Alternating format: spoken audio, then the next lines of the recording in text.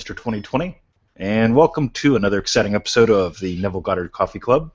My name is Mr. 2020, and today, me and Neville, Victoria's not here today, but we will be answering your questions, having a lot of fun, and making some dramatic changes in your life. By dramatic changes, no. Let's say massive. Drama is one of the addictions. Let's get beyond that. So, let's dive in. Here's a question we got this morning. I have a question for you. That's how it starts.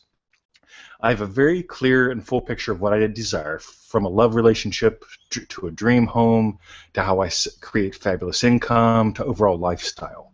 That part is okay. I can see it, feel it real, and I know it's coming to me at some point. However, the current situation is that I am currently living in a small rented room in town, looking for a job, as I have no income and will run out of money very soon. So I have a short term, for want of a better word, desire to get out of this room into a home of my own, into the countryside with a decent income. A smaller goal, if you like. So let's dive into that one. The first thing we want to do today is we want to cover being honest so you can be free. Whenever you lie, you get stuck. Lying is not cool. It's surprising how many people think imagining is lying, but it's actually just the opposite. So let's explore a bit of this. First, a small rented room. I live in a small rented room. Let's assume that's true. Okay, we're not going to debate that at all, but we're going to put a lovely twist on it in just a moment. Next, I'm looking for a job. Right now, are you looking for a job? Yeah, I have people that tell me these things. They say, I'm arguing with my spouse all the time, and it stresses me out. I say, are you arguing with them right now? Well, no, I'm on the phone with you. Exactly. So we want to let the past slip into the past. Because if we make the past the present, even if you were looking for a job this morning, think about this. It's very honest to say, I have been looking for a job. Okay, that puts it in the past. Okay, that doesn't mean you have to look for it right now. My Google Calendar acted up. I hate when it does that. So, yeah, I have been looking for a job. I have been upset about an email I got this morning. I have been thirsty. That implies you're letting it slip into the past. And by the way, it's not the words that matter. It's the feeling. The reason why you say I'm looking for a job is because even right now you're looking for a job. People do this. They make little fuzzy movies all the time. I'm looking for a job. I'm afraid. Get it? So let's rephrase some things. I live in a small rented room. Let's put the lovely spin on it right now. I live in a small rented room. Looking back at it, I'll realize I had a lot of lovely memories there. A lot of lovely shifts, lovely stages were set in that room. Again, pepper the story up a little bit. Because really, when you look back at stuff like that, I remember living in the tiny little apartment and struggling. That's what gave birth to all the good stuff. So when I look back at that fondly. So I live in a small rented room. And just imagine what it's like to experience that as a memory, a pleasant memory of something that you've evolved from. I've been looking for a job. I have been. Let's it slip into the past. You may look for a job tomorrow. Doesn't matter. But I'm looking for a job that immediately creates stress in most people. So if you're not doing a behavior right now, don't say you're doing it right now. Yeah, I've been stressed about my relationship is much better than I'm stressed about my relationship. Are you right now? Let it slip into the past. I have been stressed about my relationship. Again, this is a very lovely way of using. I remember when I was stressed about my relationship. And again, it's not the words, it's the feeling. Next, this is where the solid gold in this request is. We have two today. I have no income and will run out of money very soon. I have no income and will run out of money very soon. As your eyes, we've talked about this before, this is so cool. Your eyes are just 4 inches apart, your ears maybe 6, from tippy top to tippy bottom maybe 6 foot, right? That's for this physical unit. To assert that I'm aware of everything in the universe is crazy talk. And yet we do it all the time with statements like this. I have no income and will run out of money very soon. Just because you don't see income doesn't mean, by the way, I have had no income. We could declare that a fact. Facts are not that big of a deal. Remember in Neville's cosmology, facts are stones, not a big deal. We move beyond them. I have had no income. I had no income at one point. We've all been there. So I have had no income. Let's move a little bit into the past. And again, it's not the words, it's the feelings, okay? Because you might have income coming in right now. You don't know. The universe, if you've been imagining, if you've been feeling it real for income, you've got it coming. Incoming, okay? But as soon as you assert, I have no income, you've just told the universe, cancel all that. Okay, don't do that. I have had no income. Let it slip into the past. And I will run out of money very soon. You really don't want to play there. Okay? Well, that's a fact. No, that's a possibility. It might even be a probability. But guess what? People hit the lottery against probabilities every day. People fall in love against probabilities every day. People in their 40s meet their lovely spouses. Statistically, that's an improbability. Well, guess what? It is an absolute possibility. Been there, done that. Now, just notice these things, because you will sabotage yourself with the feelings that drive your language unless you do what we're doing today. Become conscious of your language. Put things in the recent past in the past. Okay? I'm looking for a job. If you're not looking for a job in this moment, that's a lie. Okay? I have been looking for a job. That's the truth. I have no income. Oh, that's making an assertion about the universe. Not cool.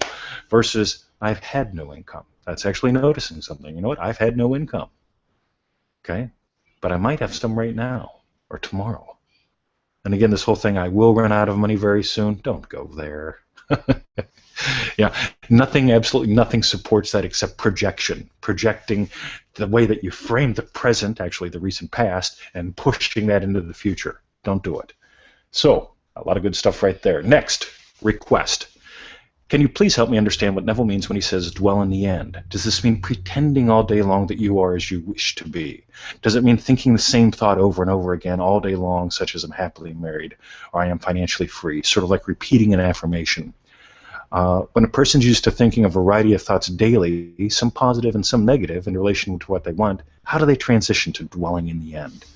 Fabulous question. This is from Neville's lecture Power, which we wrote one of our ebooks on. Really phenomenal. For $7, it's an absolute steal. Yes, it's a crass commercial message. Why? Because you deserve it. And by the way, $7 ain't going to kill anyone. Okay, skip a couple coffees, invest in what's really going to give you energy. Now, does Neville mean pretending all day long you are as you would wish you would be? No, absolutely not. If we pretend, if I pretend I've got a baby, I'm going to get locked up in a rubber room. If I pretend that, I am a multi-billionaire, okay, and I go out, and by the way, how do you pretend you're a multi-billionaire? You go out and spend money you don't have, right? I'm going to pretend that I've got lots of money. If it's the best way to pretend I have lots of money, I'll spend it. That'll work. No, it won't, okay? Dwelling, the same kind of thing. Again, there's a small percentage that first-person affirmations work for. If they're working for you, fine, great. You're in that tiny little percentage. For most people, they don't. Now, the whole thing is, walking around saying, I'm happily married or I am financially free. Again, there's a voice in you that's going to go, that's BS. And you're going to now have an inner conversation that goes, I'm financially free. No, you're not. You can't even afford $7 ebook. What are you kidding? Oh, I can afford it, I just choose not to. Huh, so you're stubborn. That kind of crap happens. So you don't want to get into that. Now, here's the deal. What are the inner conversations that somebody who's financially free has? We wrote a really cool article on this, and it's the Wise Productive Use of Money. You'll see a link there. Click it. Okay. The Wise Productive Use of Money article is fabulous because Neville points out that the fellow that he quotes in that article didn't focus on getting the money. He focused on, he imagined himself, he made himself the kind of person that makes wise, productive decisions with money. So how do you become that kind of person? Oh, I got to sneeze. Let's put that behind us. Now, so how do you become the person that makes wise, productive uses of money? Okay, study money. Have more money than month. Okay, little tiny things. Never run out of money. By the way, this is very doable. This is very, very doable. We've had a teenager use the attitude money experiment from the Neville Goddard Prosperity Pack and put over $1,000 in his wallet. Okay, if a teenager can do this, you can do this. Now, if we're going to dwell in the end, It's not about pretending I have money, I have money, I have money, or affirming it. Same kind of thing in my book. It's about noticing, you know what? I've got $100. I'm going to take $10 of that, make it my attitude money. I'm never going to spend it. There's a little more to the experiment, but that just makes sure that you always have money. I have $90 left. I'm going to invest $10 of that into something that will change my life. And now I've got $80 to work with as far as food, bills, so on and so forth. And guess what? When you commit to making decisions like that, the wise, productive use of money, believe it or not, Victoria and I don't eat out every night. We eat in every night. If you follow us on Facebook, you'll see I make lovely meals. I love to cook. And so that's part of what I do when I'm not teaching, when we're not gardening, so on and so forth. But gosh, our food bill would be 5 times the amount, if not 10 times the amount, if we ate out a whole bunch. We know people that do. They don't make wise, productive decisions about money. They eat out when they could be investing the money in education. They could be investing the money in technology to start a business. That's the wise, productive use of money. And again, going back, if you're dwelling in the end, that means you are thinking like that kind of person. You're not thinking of the end, oh, I have money. You're thinking, what can I do? What's the wisest thing I can do with money today? If it's about a relationship, now check this out, this is really cool. What kind of person would your ideal mate want to be in a relationship with? Someone who's kind, courteous, loving, who takes a bath once a month, that kind of thing. So take your bath once a month, shave once in a while, be nice, kind, courteous, loving to people and puppies, and guess what? You'll find that right person. Asserting, I am in a relationship, we're happily married, that's, again, insane. But again, coming back a little bit to just going, you know what? I feel loved. I am the kind of person my ideal partner would want to be in a relationship with. I imagine the people in my life happy. You get it? Whenever you put yourself in that position, I dwell in the end. But long before I was a great teacher, I imagined myself being a great teacher. When I was an okay teacher, I imagined myself being a great teacher. And that had me do what great teachers learn, which is to learn how to teach and learn how to learn. You see, this stuff is powerful. But if you do, again, the best thing you can do as far as I'm concerned, besides studying what we're teaching here, scrap all the other crap. Scrap the crap. There's so many people, just fake it till you make it, that kind of thing. Don't you dare fake it till you make it. Have the internal conversations that kind of person would have. Let the past slip into the past. Use these practical things, because these tiny little practical things in the invisible realm that causes this physical realm will transform your life. And if you've read my story on the site, you know it's true. So that's it for today. Visit freeneville.com. By the way, if you love what we do, okay, invest in you. Read a couple articles a day. Tell your friends about this. That way you can have cool conversations. People tell us, I have no one to talk to about this. Well, have you shared it with anyone? Well, no, I'm afraid to. I'm afraid they'll think I'm a kook. Right. So you're feeling it real to be isolated and be felt as a kook. How's that working for you? Versus, you know what? I'm changing my life. This is something I'm doing. I'd like to share it with you. Maybe we can have some cool discussions, right? Instead of talking about the same crap everyone else does. Okay, this will change your life. Yeah, read the testimonials. All right, that's it. Get the Neville Goddard Prosperity Pack if you want to amp up your financial thing. Get the Feel It Real Power Pack. If you want rock solid basics, do it. And by the way, the 90-day money manifesting, the 90-day manifesting mastery program, it's $97. That's like $1 a day. Join us. We love getting to know you. We love sharing the lessons. And with that, you get a little tiny lesson every day in your email, links to a little article, a little recording, special stuff that only members get. For $97, my God, look at the testimonials. Just look at them. Okay, $97 isn't going to buy that guy another Cadillac. At $97 pays us for what we do. $97 contributes to our lifestyle, but it doesn't make us multi-gazillionaires, capitalists that take advantage of the world.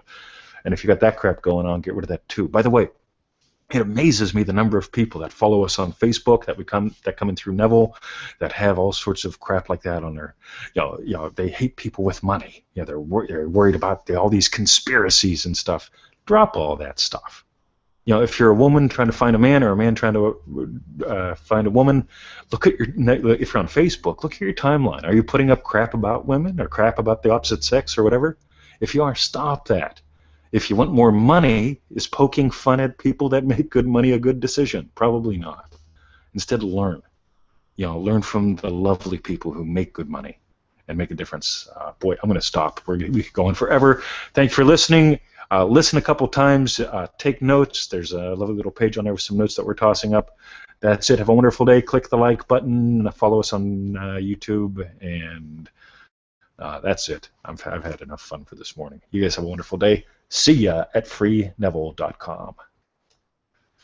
This is where it ends. Sooner or later. Come on.